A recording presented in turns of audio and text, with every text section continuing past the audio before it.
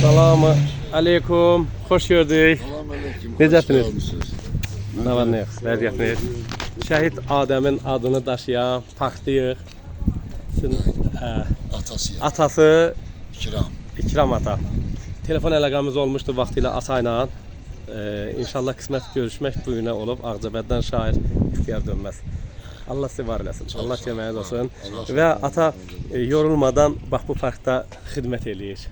Öz balası ilə bərabər gör nə qədər şəhidlərin şəkillərini burada adam əbədiləşdirib, sərgilik gözəl bir şəkildə şəkilləri burada və ata yorulmadan qulluq eləyir. Allah sizi var eləsin. Bax təsadüf biz buradan gəlib keçirdik. Gördük ki ata burada. Allah canım. Ben her gün buradayım. Her gün. Allah canım. Gözəl bir şəkildə park salıqdır burada. Allah razı olsun. Allah kömək.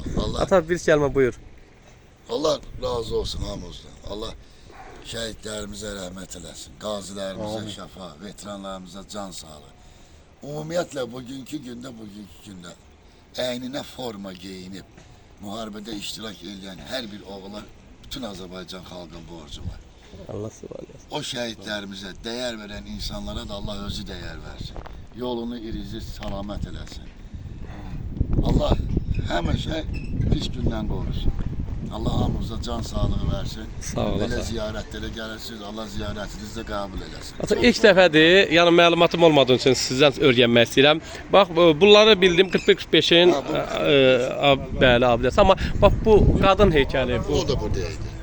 O Hans kim? O 41-45'ten biz gözümüze açıldı. Atandan elə burada görmüsünüz. Hə, aydın. O idi. Bir də bunlar idi. Başka heç ne yok. Hə, qalanların burada özünüz düzəltmisiniz. Allah sizi var eləsin. Allah köməyiniz olsun. Vəzifə ana, şəhid Məkan Qəhrəmanovun anası. Bax bizi bura gətirən bu ana oldu ki, gedək şair. Burada Şəhidiyyə Xiyabanında bir ziyarət eləyək, burada parkı daha doğrusu. Allah sizi var eləsin. Vəzifə ana.